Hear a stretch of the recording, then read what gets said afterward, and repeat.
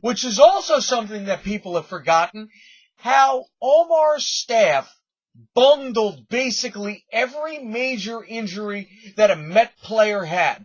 It was derided by Carlos Beltran. We all remember the Ryan Church concussion fiasco, where he was allowed to get on a plane to go to Colorado. Then they put him on the DL, so they put him on a plane back to New York. They screwed that all up and basically instituted baseball's current concussion protocol because they didn't want any other team screwing things up as badly as Omar's front office did. And other players such as Billy Wagner have come out and derided the way the Mets handled injury situations over there. So that's another thing we've forgotten about Omar's front office. And then 2009, the whole Tony Bernazard scandal, where Omar tried to blame Adam Rubin for something that Tony Bernazard himself did in the AA Binghamton locker room, where he's basically picking fights with the AA players. And rather than fire him immediately, Omar had to investigate the investigation, in part because they thought Adam Rubin was trying to lobby for a job. He should have been fired at that moment, but that's not the unforgivable thing from 2009. The unforgivable thing is that while this is going on, the Mets had put together a 5-game run and were actually nipping at the heels of wild card contention. And 2 weeks earlier, the Mets had made the trade Ryan Church for Jeff Francoeur. Francoeur had done good his first month there and didn't really do anything else after that. And Omar sits on his hands as the trading deadline approaches and does nothing. And then a week after that, the Mets season is basically over. And then in 2010, what everybody forgets is that 2010, Omar was basically a sitting duck GM. He lost the trust of the Wilpons, and he wasn't allowed to do anything except sign Jason Bay for 4 years, $16 million a season. And that's something we haven't talked about. The bad contracts. The Louis Castillo, 6 years for $24 million. Giving Oliver Perez 3 years, $36 million.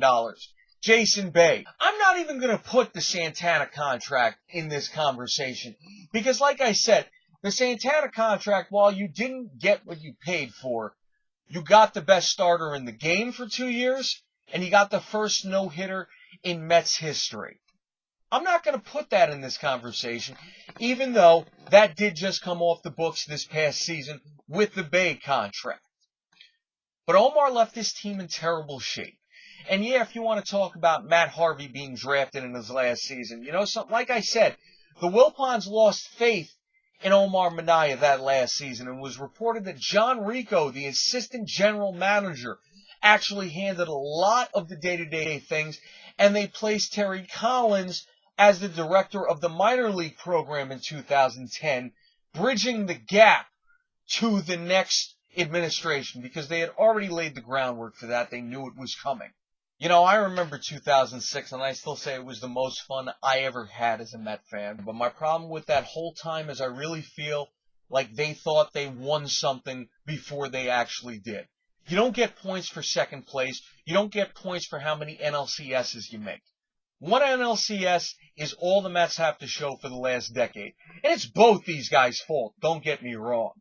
But Omar laid the groundwork for everything that Sandy has had to deal with for the last 3.5 years. What do I fault Alderson's administration for? It's hindsight being 2020, of course, but Jose Reyes being let go, getting nothing for him when he went to the rival Florida Marlins. My problem with that will always be, looking back on it, even if that was the only thing you had done over the last 3.5 years, that, re-signing Wright, and then trading away Beltran and Dickey the way that Sandy Alderson has, it would have been a lot better for the Met fan base than what we currently have with Ruben Tejada and Wilmer Flores at shortstop.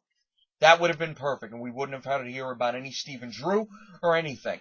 And looking back on it, one of the things that upset Jose Reyes when he left was he said that the Mets never made an effort to call him or sit down or talk, and he said that the owner, Jeffrey Loria, made him feel welcome. Now, I really wonder if Jeffrey Loria did that when he traded him the following season, but the fact is Sandy Alderson mocked this statement when it happened, and then a year later, when David Wright was up for being re-signed, he openly said he met him at his house.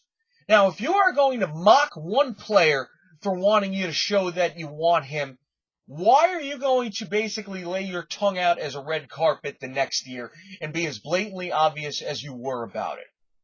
I don't get that at all. Now, Reyes didn't do himself any favors in a Met uniform. As great as he was also a large part of the over-cockiness, and a lot of times it did look like he cared more about dancing in the dugout than he did about performing on the field. And his bullcrap antics, the second to last game of the season in 2007 against the Florida Marlins, directly was responsible for why every time the Marlins played the Mets after that, they approached it as if they were playing Game 7 of the World Series. So he cost us a lot when you think about it, because that was the opponent that stopped the Mets from getting to the postseason 2 years in a row. And it was that cockiness that really defined the Minaya administration. And the problem is, like I said, after it went bad in 2006, it never got any better. Now, if you want to be fair here, Omar was the general manager for 6 seasons. Sandy Alderson has been the general manager for 3.5. And the season is not over yet, and his time should not be over yet. If you want to fairly judge these guys, I do think it's only fair that Alderson gets the 6 years that Minaya got. Because while Minaya started off great and ended in heartbreak every step of the way, you can't convince me that it's not entirely possible that the exact opposite happens with Alderson. The last 3.5 years have been miserable seasons filled with only glimmers of hope. Over the next 2.5 years, maybe we do get those 2 great years again, because Zach Wheeler looked better Thursday night than I have seen him pitch all season. Henry Mejia, Jeurys Familia, and Vic Black do look to be the foundation of a bullpen that was in shambles as early as Monday. Noah Syndergaard still has to come up. He's hurt now, but between him and Harvey, we possibly have 2 future aces. And Jacob deGrom and Rafael Montero have both impressed thus far. And if those names in the pitching staff can continue to progress and grow at a major league level, look at what the Giants have done, built on pitching. Look at what the Athletics have done, built on pitching. And look at what the Tampa Bay Rays have done, built on pitching.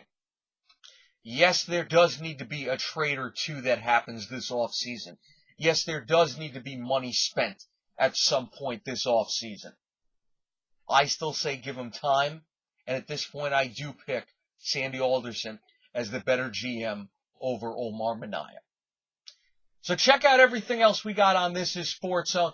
We got articles from Tom Lembo, Jake Dixon, Aaron Hadasme, Jay Rofsky, Dave Tice, and George Murphy. Like us on Facebook. Follow us on Twitter at We Are Sports Zone. Vote on the polls we have, including who you think is the better GM, Omar Minaya or Sandy Alderson. Thanks, everyone, for watching. For This Is Sports Zone, I am Mike Aglialoro, and we will see you next time, folks.